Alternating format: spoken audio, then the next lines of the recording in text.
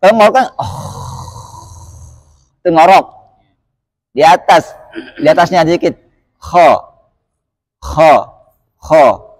Jangan kalau dia ke bawah, itu ngorok. Kalau di atas, enggak. Nah, jadi,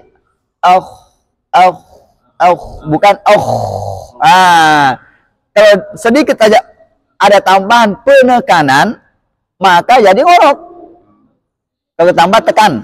Tapi kalau ditekannya biasa-biasa saja, yang lembut, maka nggak jadi ngorok. Jadi contoh, ini ngorok karena saya tambahin. Tapi kalau saya nggak tambahin, ngorok nggak kedengaran.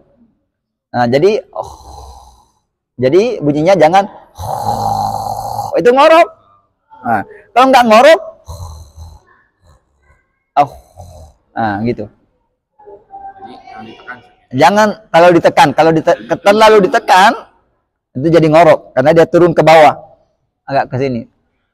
Tapi kalau sedikit aja, maka nggak jadi ngorok. Khi, hu, Nah, kalau ditekan, khi, hu, jadi ngorok.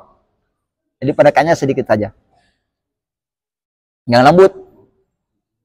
Kan bil lutfi fi nutqi bila ta'assufi, itu kan sudah disebut Imam Jazari, bil lutfi fi nutqi bila ta'assufi. Menyebutkan dengan lemah lembut tanpa berlebih-lebihan. Ini berlebih-lebihan. Itu berlebih-lebihan.